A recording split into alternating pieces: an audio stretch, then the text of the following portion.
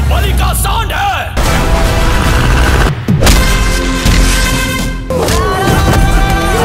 किस किस को खेलना है ये मनुष्य गेम? গাইস 15 আগস্টে ইন্ডিয়ান সিনেমা থেকে মুক্তি পেতে চলেছে এক দুইটা না পুরো 5টা সিনেমা। আর এই প্রত্যেকটা সিনেমার স্টোরি লাইন টোটালি ডিফারেন্ট। তো তাই দেখার বিষয় হচ্ছে কে আসলে বক্স অফিসে রাজত্ব করবে। সবকিছুই জানবো, শুধু ভিডিওটার সাথেই থাকুন।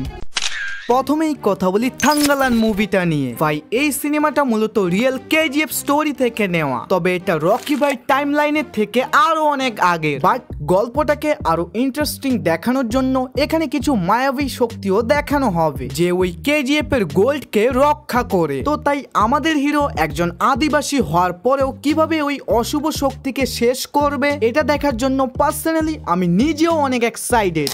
সিনেমাটার প্রথম দিনের বুকিং হয়েছে 6 crore 78 লাখ, তো 4 দিনের উইকেন্ডে 9 crore 67 লাখ। দ্বিতীয় নম্বরে আছে ডাবল স্মার্ট। ভাই এই মুভির প্রথম পার্টটা তো আপনাদের মধ্যে ম্যাক্সিমাম লোকই দেখেছেন। মূলত গল্প শুরু হবে ওই যে তার মাথার পিছনে একটা চিপ লাগানো আছে, যেটার জন্য তার এক শরীরে 2টা ব্রেন কাজ করে। এইসব যখন জানতে পারে সঞ্জয় দত্ত যে ইন্ডিয়ায় ইল্লিগাল ব্যবসা করে, আর তার ওই কাজে বারবার বাধা হয়ে আসে শঙ্কর, তাই সে তার ব্রেনকে শঙ্করের মাথায় ঢুকিয়ে দিতে চায়, যেন শঙ্কর তার ওইসব ইল্লিগাল কাজে বাধা না হয়ে আসে। এই সিনেমার ফার্স্ট ডে বুকিং হয়েছে 3 crore 28 লাখ, 4 দিনের উইকেন্ডে 5 crore 71 লাখ।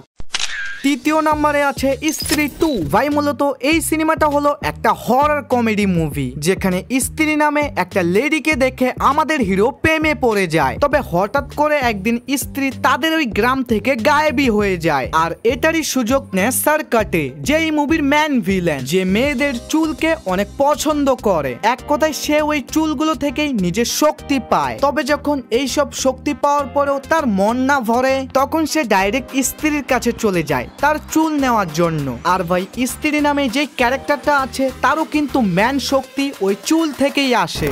ভাই সিনেমাটা তো মাথা ঘুরিয়ে দেওয়ার মতো বুকিং করতেছে। বুকিং শুরু হওয়া 14 ঘন্টার মধ্যেই 10,000-এর উপরে টিকিট সেল করে ফেলেছে। এন্ড এখন পর্যন্ত টোটাল টিকিট সেল হয়েছে 2,68,000। এক কথায় মুভিটা ওয়ার্ল্ড ওয়াইড বুকিং থেকে টোটাল আয় করেছে 35 crore।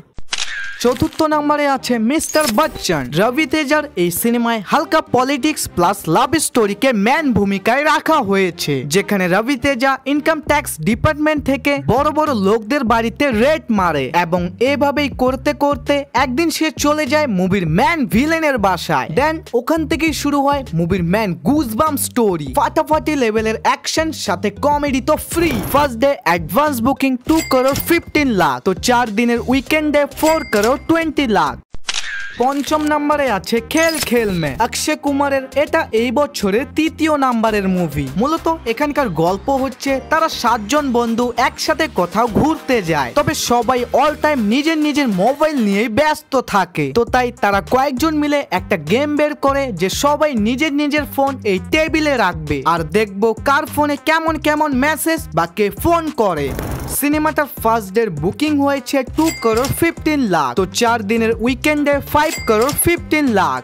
আর ভাই এই 5টা সিনেমা বাদেও ভেরথি, রানাগল, বেদা, নুনিকোজি এই 3টা সিনেমাও 15 আগস্টে মুক্তি পাবে। তবে আপনার কি মনে হয় কোন সিনেমাটা বক্স অফিসে বাজিমাত হবে? অবশ্যই কমেন্ট সেকশনে জানাতে ভুলবেন না। আর এইভাবেই ডেইলি ভিডিও পাওয়ার জন্য এখনই আমাদের চ্যানেলটাকে সাবস্ক্রাইব করে রাখুন। Bye bye, love you all guys.